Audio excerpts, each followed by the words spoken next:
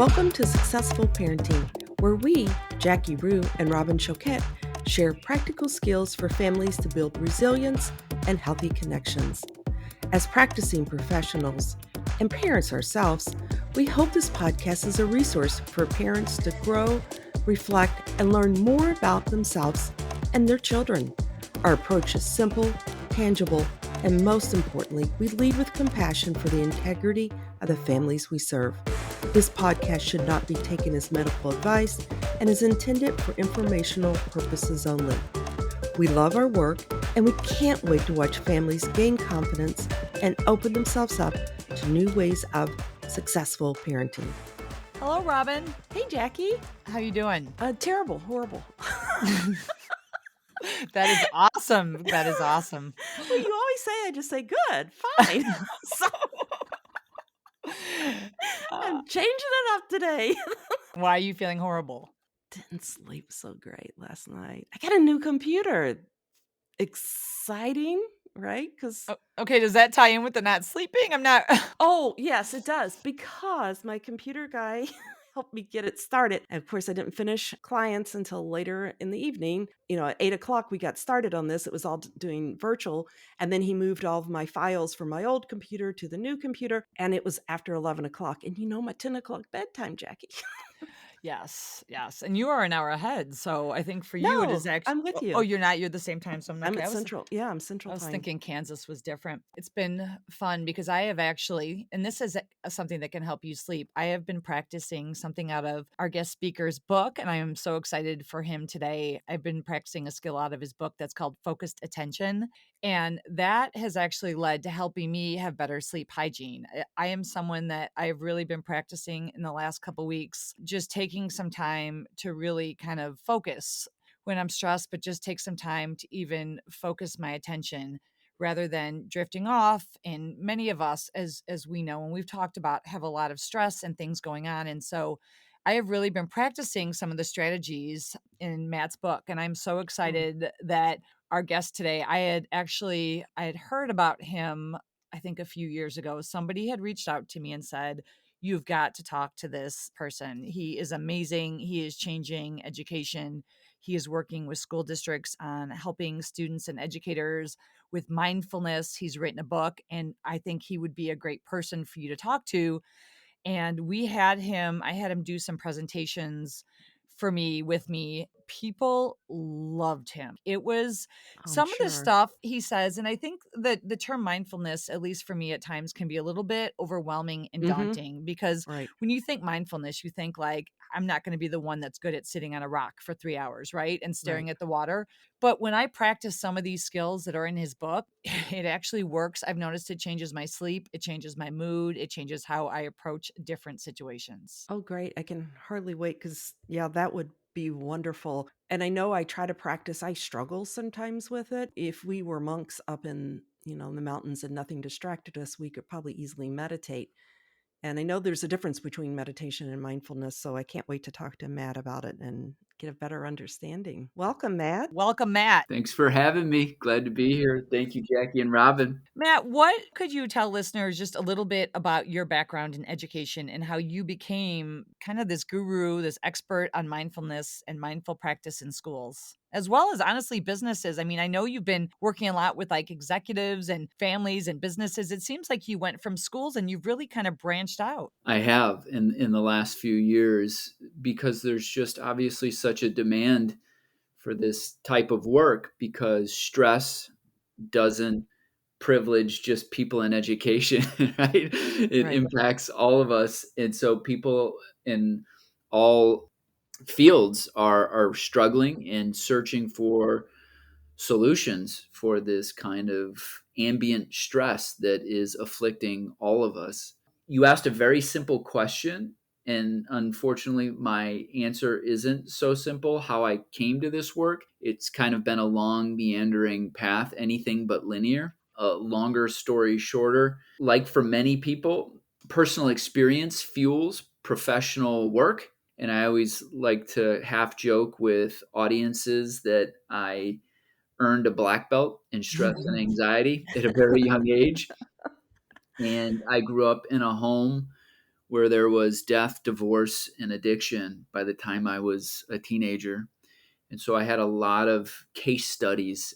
I was living with a lot of case studies in emotion dysregulation. And just as a result of that, I kind of just became a student of human nature and really just started observing people and how people manage their internal states and how they interact with those around them and their environments, and also watched my own internal states. Slowly kind of just started putting together ideas in my head. And when I got to high school, I had some kind of serendipitous experiences that led me ultimately to going across the world, dropping out of college, going across the world and living in a Buddhist monastery for 4.5 months. Oh, And wow. yeah, and don't ask my dad about that one because he lost a semester's worth of tuition that he had to pay because I did not tell him that I was doing this. And I just withdrew from school and went to the other side of the world. I practiced and was interested in mindfulness for a very long time.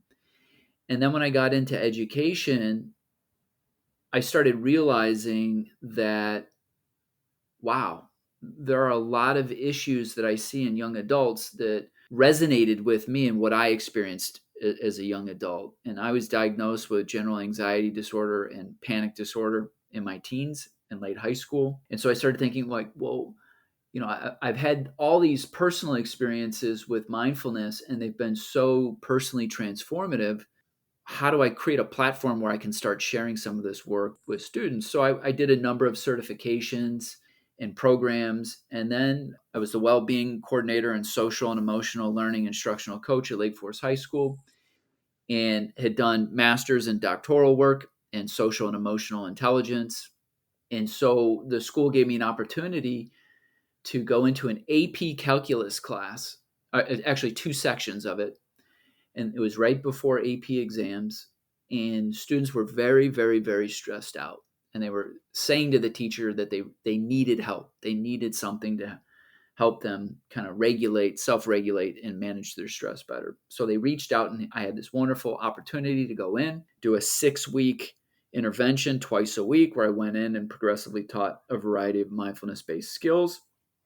And then at the end of the 6 weeks, we did a post assessment. And out of, I think it was 40 some students, I don't remember the exact amount, all but one on a Likert scale of 1 to 5 rated it 5 out of 5 in terms of perceived value. And all but one student said that they wish they had more of this type of work, this type of experience. That then we presented to the school community, and it just took off. I was in hundreds of classrooms over the next few years within my district. Teachers were loving it. I was doing professional development on it. And then other schools heard about it as I started doing work with other schools. And then businesses in the area and in the community in Lake Forest started hearing about it. And it just started snowballing. I started working with sports teams and corporations. And so it's really taken off. And last, I'll stop talking here.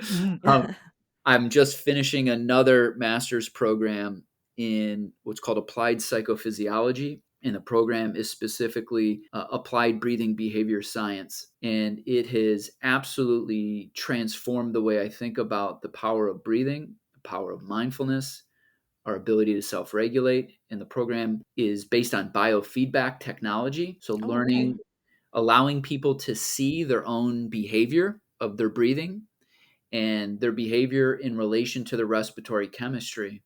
And what a lot of people don't understand is that when they become stressed, when there's a trigger, they change the way they manage their breathing behavior. For example, a lot of people start holding their breath. A lot of people start aborting their exhales. They don't allow the exhale to finish. And so they start pulling their inhales. And so ultimately, what these little micro breathing behaviors do is they impact your respiratory chemistry, your carbon dioxide levels specifically. And when your carbon dioxide becomes dysregulated, this has a profound impact on your psychology and your ability to emotionally self-regulate. And so my work in the last 2 years has really started to focus on breathing being a really central and foundational tool for teaching emotional self-awareness and ultimately self-regulation. Because breathing, I always say to students, did you leave your breathing at last period's class? Did you forget your breathing? And they're like, that's, of course not. And my point is that you always have your breath. It's always with you. And it's always telling you something about how you are in that moment. And if you can learn to calibrate that self-awareness through breath awareness, you can start to identify and manage disruptive emotional states when they're small, when your physiology is just starting to turn the corner towards dysregulation. You can start to notice like, oh, there's that behavior. I'm holding my breath. What's going on? And it gives you an opportunity to become mindful of your thoughts, mindful of your environment, mindful of your body and any muscular tension that you're holding, so on and so forth. So that's kind of a longer answer to your question, Jackie, than you probably wanted, but that's kind of where I've been and where I'm at. But I think it's so true. And, even through talking to you, and I've shared, I work with a lot of, high schoolers and their parents, and a lot of the high schoolers play sports. And we've even talked about the way you sit, starting to be aware of, a lot of the students or athletes I work with that have anxiety will even sit kind of slouched over. And we talk about how that can even constrict the breathing. And when you really do start working with them on that, they have such a positive response. And I know even for me in my own parenting, kids are grown now, they're older, but when they were, in high school and middle school, when times were challenging, I found myself always reflecting on kind of my own breathing, my own internal dialogue. And often I would check in with myself and say, you know what, I need to walk away, because if I'm not kind of regulated, if my breathing is not in place, this is not a time for me to be responding to them, or else it's not going to go well. And honestly, I think that made such a difference for us as a family of just moving to that mindful place about being mindful of our own reactions. And breathing is such a great way to kind of assess that. I love that. I love everything you just said. It is, because when you start to notice these changes in your breathing, it's an opportunity to notice automatic thoughts. And one of the things that's so powerful about stress is that it elicits maladaptive automatic thoughts. Right. When you notice that shift in your breathing, you're like, oh, okay, what just happened? And then you can kind of bring awareness to what was that thought that just emerged with that state. And then you can follow that thought to, well, what core belief about this particular situation is embedded in that thought. And so people can start to reclaim some agency. And I really think this is the most powerful kind of aspect of mindful breathing, is that we tend to think of stress as something that happens to us. It's out there and it happens to us, and we become helpless and passive and reactive to whatever force it is that's causing the stress, whatever the stressor is. And what mindful breathing does is it gives us the opportunity to see that stress is something that we participate in. And we participate in its construction with our unconsciously learned, usually, physiological and psychological responses to various stressors. There's that famous quote from Viktor Frankl, between stimulus and response, there is a space, and in that space lies our growth and our freedom. And for most of us, stress happens and we just immediately react, and there is no space between stimulus and reaction. But when you start Yeah, that's yeah, good. when you Good. start to develop that awareness of mindful breathing, it offers that opportunity, that access point to open that space to choose what you do next. Sorry, I interrupted you. No, because it made me, you have so much great stuff. I remember once, I don't know if you had said this to me in a private conversation or if I heard you, but we were talking about how sometimes when people first start this practice, and okay, I was super guilty of this. I remember when I first started practicing my breathing, I was like, okay, I did it. That didn't do anything. And then I realized I have to give it at least 2 minutes. And I've started to really work with the families on that. Sometimes we use one of those little sand timers that you flip, and it takes about 2 minutes for the sand to go down.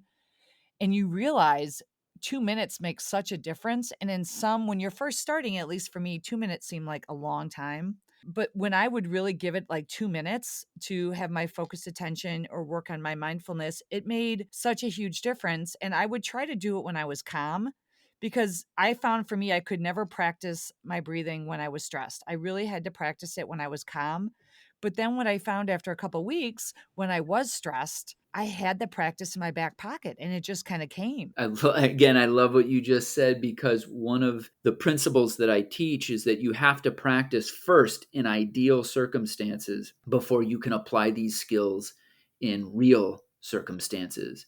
And Absolutely. and I say this to students, if you play a sport like basketball, you don't just show up at the games Right. and then just play and then do nothing in between that game and the next game. You practice all week in ideal circumstances that you can control to work on certain things so that when you get into the game, you can apply what it is you've been working on. And so a lot of people will end up reading about a particular skill, whether it's a breathing skill or a cognitive reframing skill or whatever it is, and they don't touch it until they're at 10 out of 10 in terms of emotion dysregulation or heightened arousal. And then they're like, I tried it and it didn't work. Well, it's like, of Right. course, you haven't given yourself time to really build that skill.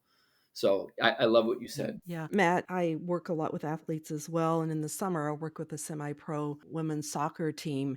And it was really interesting because some of those athletes had that at their college level, the sports psych person, and some of them didn't. And it was pretty interesting. I was there at tryouts and just started with them of just them breathing. And then every week I would come and work with them once a week and then was always there with them prior to their games. And it was all around the breathing. And we talked a lot about the things that you're saying. And it was pretty interesting to watch. They started developing that because there were several games I couldn't attend and they picked it up on their own without being told. It was because, these young ladies recognized what it gave them, what was so helpful for them, all the things that you're talking about, and being able to be present and trust their bodies because they have been training, they've been doing what they need to do, and getting in that focused, relaxed state, they could execute in ways that they couldn't in others. And I think that's the same when you're working with someone really intelligent and you're more perfectionist. That is such a huge piece of that, is helping them connect and teaching them that skills need to be practiced. Absolutely. You've written a book, and can you tell us a little bit about that? So it's actually my second book. My first book was an academic text for graduate and doctoral students in philosophy of education and curriculum studies, and it's basically my doctoral dissertation turned into a book. And I Oh, that's joke, smart. and it's called um, Because all of that work, and yeah. it just right, I don't even know where mine is right now.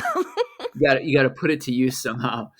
And so that one's called Education and Well-Being. And I joke with people that if you have a hard time falling asleep at night, go ahead and buy that book and it should do the trick. The more recent book is the Mindful Breathing Workbook for Teens. And the book comes out of the work that I started doing at Lake Forest High School and then began doing all over the place. And I got to the point where I thought, why don't I just take some of these lessons and insights and formalize it, put it into a workbook that's practical and accessible that people can hopefully utilize all over the place. And I don't necessarily have to be there right there with them. And I try to write it in a way.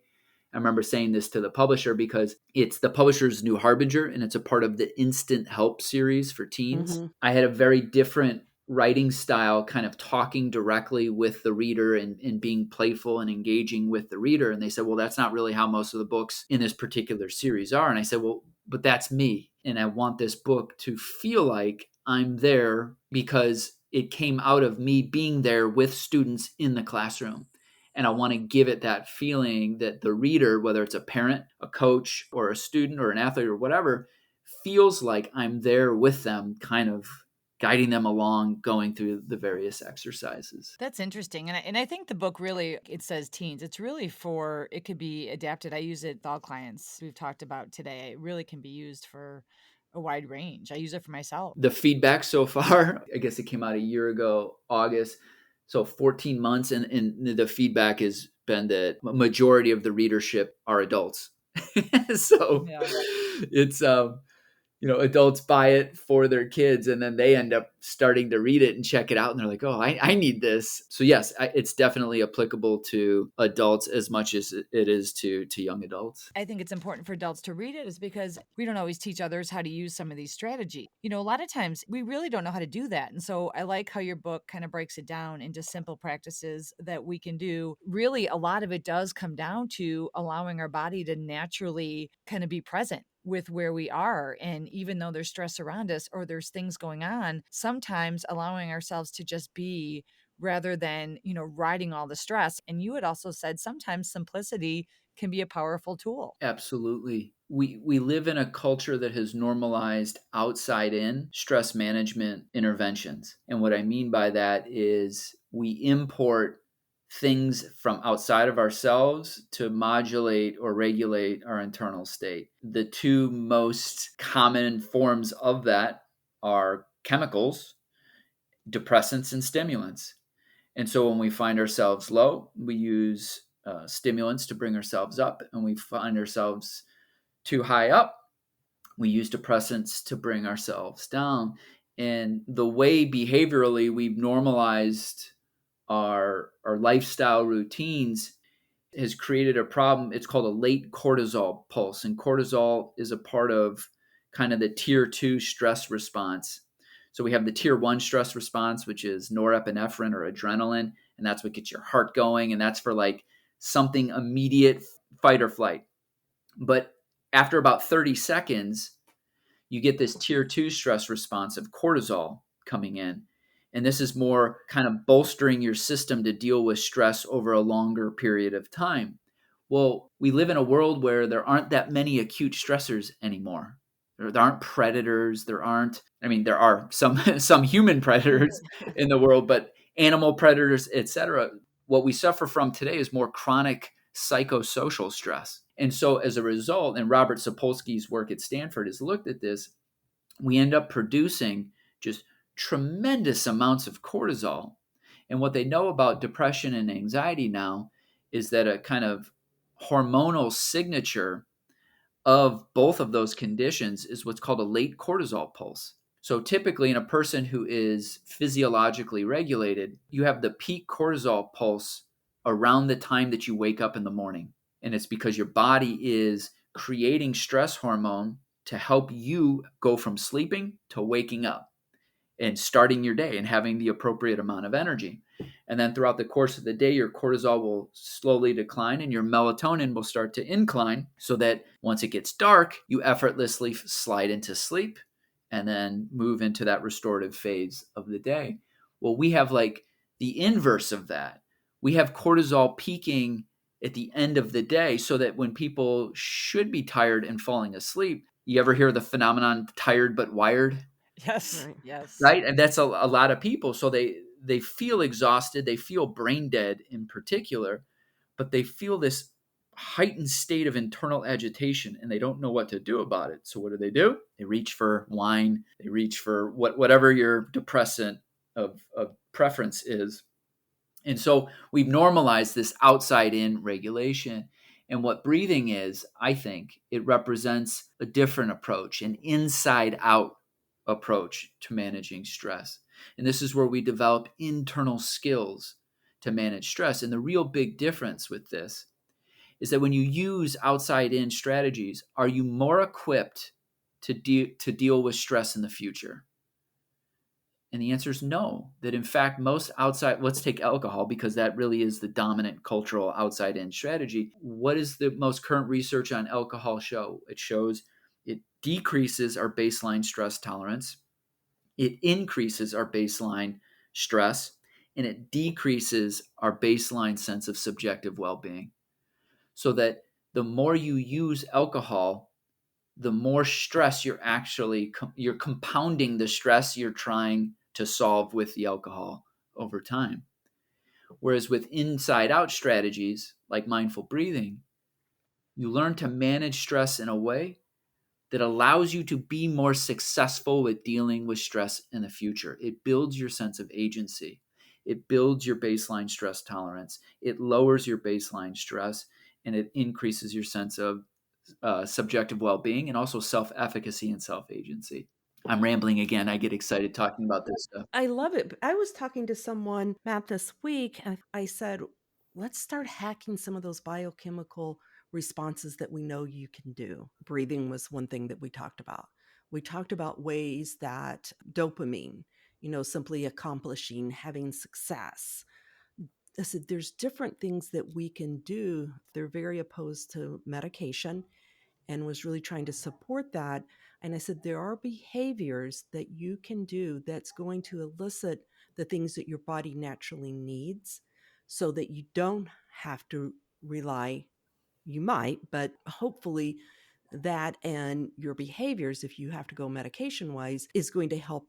And that's really kind of what you're talking about, is let's hack into that. Let's use the things that our body is intended to do and allow that to occur, right? Yes, let's optimize our physiology. And I think there's a strong argument to be made that what we call poor psychology or psychopathology is often just misunderstood and mismanaged physiology. It creates psychological symptoms like depression and anxiety. And now I'm not reducing all depression and anxiety to something like that, but I think there's a significant population of people who are depressed and anxious. And I think there's a ton of research to support this, that if people manage their physiology with more skill, a lot of those issues would go away. And nowhere is this more researched and documented than the power of exercise. Right. I mean, if you could put into a pill what exercise does for your body and mind, people would pay anything for it, the impact of it. I mean, it is the literature is so robust on how impactful, positively impactful exercise and physical activity is on your physiological state and your psychological state. And yet, we live in a culture that is normalized inactivity, being sedentary, that relaxing is not doing anything, it's not moving, so on and so forth. So yes, I agree with you. We can really start to better understand what our physiology needs and then start addressing those needs and improve all sorts of outcomes in our lives as a result. And what I hear a lot of parents say, and we've all been there, there's not enough time. And I like what Jackie was saying and what you say of that we start off very small. How can you grab those moments? But for those parents who feel like they are at kind of their breaking point, what suggestions would you have? First and foremost, I'm going to say something that most people hate when I say. I bet I could guess. So go ahead. Well, I think one thinking as you were talking is I think sometimes we have fear of FOMO and we think we have to do everything all the time. And many of the kids I work with and parents will say, we just wish we had less in the car, less running around, less. And sometimes I think simplifying things a little bit and having a little bit more time to just be, and be together. I agree with you. I think whether it's movement, when we talk about sedentary, I think so often that also involves electronics. And I think for any of us relaxing, I don't think Facebook or Instagram or social media for any of us really helps us relax. But I think just being able to be present in our day-to-day and having time for that. I had 2 children and they're different, but I know they really needed downtime. And that's one thing that we really kind of helped them to have. Yeah. You just said a lot that I would agree with. First and foremost, what you had just said, I think we mistake disassociation for relaxation. Mm-hmm. Mm-hmm. And so what's the difference? Is this just semantics? No, it's very different, because the difference is this. Most of us, when we slow down, we move into a place that's more still and more quiet. There's still a lot of movement internally and a lot of noise internally. And so a lot of people think relaxation is matching internal noise and movement with external noise and movement so that it blends it out. And it's like, oh, now I'm relaxed. Well, no, you're just disassociated from your state temporarily. You've managed to drown it out, but you're still in this hyper state of physiological arousal. So your system isn't actually relaxing. Your mind is just temporarily disassociated from what's going on inside you. Whereas relaxation is actually learning to be in that space and be present to that agitation, that movement, that noise, and just be mindfully aware of it and allow it to slowly kind of work itself out and fade out so that you can actually experience what real stillness sounds like, what real stillness feels like, and what real silence sounds like. So that's a whole issue. And this is, of course, a part of what you were also saying. We live in a culture that also confuses being with doing, and we don't know who we are. We so construct a sense of self based on what we do and what we accomplish that if we're not doing, we don't know what we are. And so anytime there's like this gap in the seemingly endless stream of activities, there's this anxiety of like, we don't know how to orient ourselves to anything. So what do? We just jump right back in. We just invent a fire to put out because we've just constructed this sense of identity around perpetual doing. And the last thing that I'll say is that time scarcity, I don't have enough time, is a symptom of not being clear about what you value. And that's what people hate to hear. I don't have enough time. I have to do this. I have to do that. No, you don't. You actually don't. I've worked with people, countless people in doing this. It's a very difficult process, and I have to do this daily. I have to remind myself what is actually important and reduce the noise. And Jackie, you said simplicity. Let's get back to what's actually elemental. Like, what do you need? I'll often ask myself in the morning as a part of my morning ritual, what will make today successful? What do I need to do? And what do I need to feel today for me to say today will have been a success? And I need to articulate that in the morning just to give myself that target. So then when I get up and I start going and 800 other things try to jump into the center of my attention, I can be much more deliberate and selective in kind of navigating through that potential labyrinth of distraction and hit that bullseye of this is what's important in my life, and I'm going to prioritize that every day. So, Oh, I Well, and I love that. think that is powerful, and I do something similar, but and I love the saying practice doesn't make perfection, it makes routine, because I think for me, I practice this, but it's challenging some days. I have something I do in the morning where I visualize how I want to feel at the end of the day and how I want to have looked back on my day. So I kind of think about, okay, at 10 o'clock tonight, how do I want the day to go and how do I want that to look like? And I visualize that and kind of work my way through it. But it does get challenging, and I think I shared with you earlier, I'm one that have sometimes a hard time saying no to things, so I end up bringing way too many things in my life, and I think I do have to go back to more, it's okay to say no, and what is my priority? Where do I want things to fall in? And sometimes that is really mean, simplicity and putting ourselves and our families first. I totally agree. And I love what you said about practice. We're all in the process of becoming who and what we are. And so it's important to be patient with yourself along the way, but it is important to have a practice of some kind because that gives you the basis upon which you can determine if you're actually growing in relation to the outcomes that you want for yourself in your life.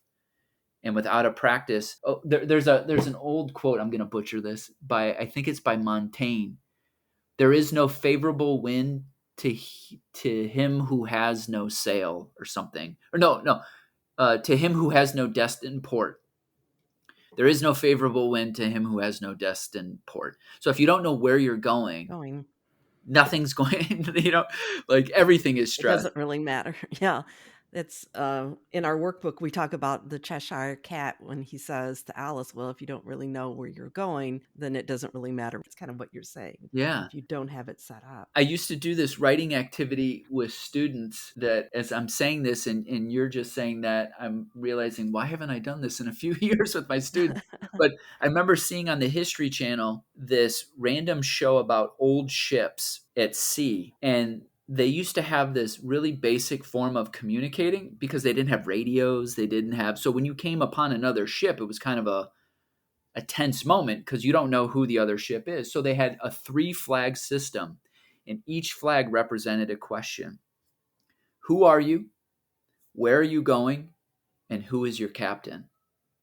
And I'm like, oh my gosh, that is so loaded with metaphorical implication and so potentially profound. So I turned it into a reflection with students where I would have them write, like, who are you?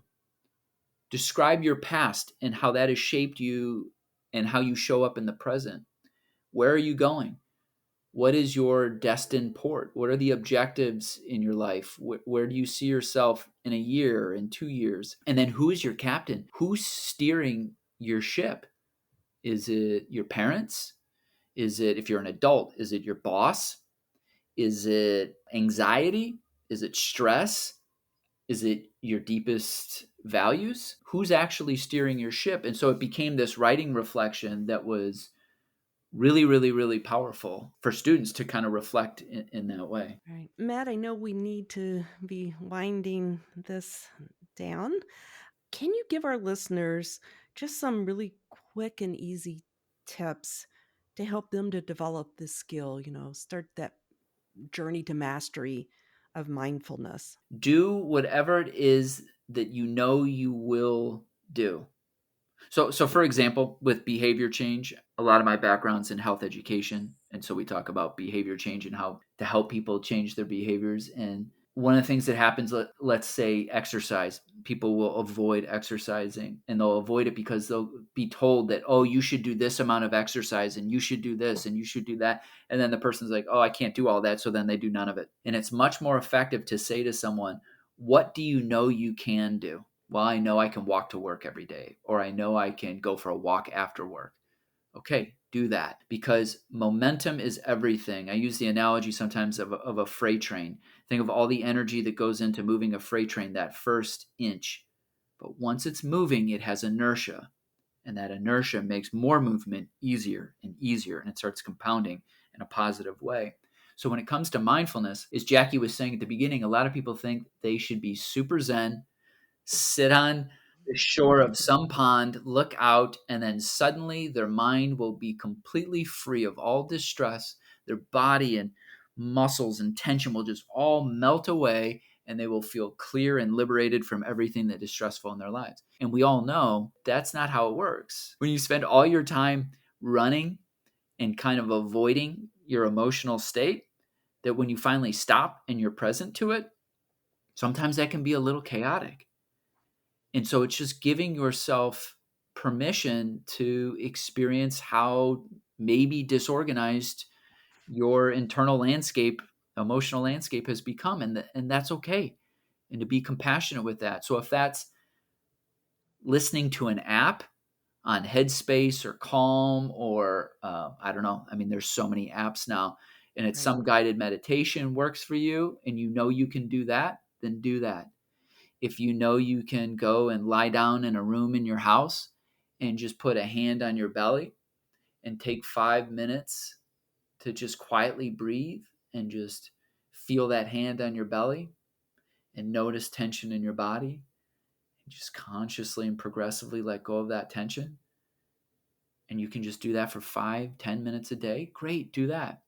If it's going for a walk without headphones and just allowing yourself to walk and move and kind of think through what's going on through your head and notice different things you're feeling or whatever, then do that.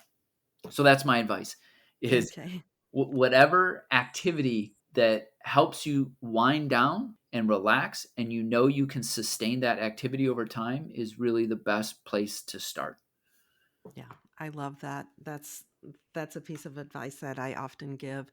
Do what you know you can succeed and Yes. make it manageable. And once again, we do that, we accomplish a little dopamine. It feels pretty good. We're going to keep doing that. We're going to keep doing that.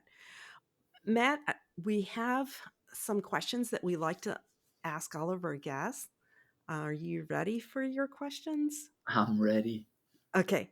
So you can answer one, two, or all three, whatever you want to do. The first one is tell us a funny parenting story. This could be for you, or it could be as a in your childhood, your parents. Our second question is what TV, family, or movie would you want to be a part of and why? And number three is what does successful parenting mean to you? So you can answer one, two, or all three. Any of those that you want to answer. What do you think? I'll do 1 and 3 because 2, I don't even know. Two made me anxious. I don't know. I don't know why. So sorry, I forgot. Now I forgot what 1 is. What was? One is a funny parenting story because Jackie and I often laugh about the things that we have done in our own parenting that you're like, oh my, that wasn't like the best choice that we just made. Or things that we remember as a child that our parents did, and we look back and we're laughing about it now. Oh gosh, I mean, my parents were my mom. I love my mother, Hopefully she won't listen to this, but she was crazy. I can tell so many stories about my mom. My 15-year-old stepson, this is probably 3 or 4 years ago, got in the habit of calling me the fun sponge because I just soaked up the fun. Wherever I went, I just soaked up the fun.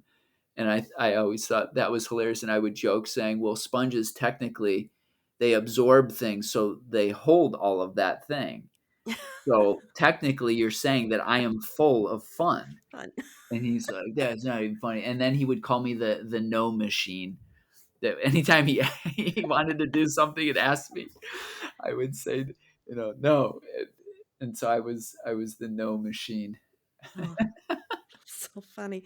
What does successful parenting mean to you? I think successful parenting, one, is maintaining a sense of humor. It's just realizing how limited you are and imperfect you are, and that that's okay. And that, in fact, those limitations and imperfections, if leveraged skillfully, can be your greatest asset and kind of medium through which you teach some of the most important lessons to your kids. So instead of trying to hide those things, you can actually use them in really powerful ways. I also think that parenting is making sure you have a balance between a horizontal and a vertical relationship. And that vertical kind of top down is what most, I think, parents are, that they're above their kids and they're telling them how to do this and how to do that. But I really think it's important to balance that with a horizontal relationship where you're kind of a supporter and co-pilot with, especially in young adult years. You try to be with them kind of like in the front seat. You let them drive a little bit, and you sit there and you let them gradually assume agency, and you're there as someone to bounce things off of, etc. And so having a balance between that vertical and horizontal orientation to parenting. Love it. Thank you so much. It's always a joy having you on and having conversation. I always learn a lot, and I think it's so helpful. And I like that it's simple, right? For me, I practice a lot of it in my car and just taking the time to disconnect and, even turn stuff off and just be present. Because for me, I think that's just the easiest practice, especially in the morning. But just so helpful and such a good reminder. And I think what I notice is as families really embrace some of these strategies, they develop deeper connections. And that's really what we talk a lot about behind the meaning of successful parenting. So thanks so much. I love that deep connection. That's great. Thank you, Robin and Jackie, for having me. It's been a pleasure. Thank you. And listeners, we will have Matt's information in the description and also where you can find his books. Thank you so much, everyone. We appreciate you being here and listening today. Bye, everyone. Bye, Jackie. Bye. Thank you for joining us, and make sure to subscribe and like us to catch our next episode, where we will take you on a journey to find new ways of successful parenting.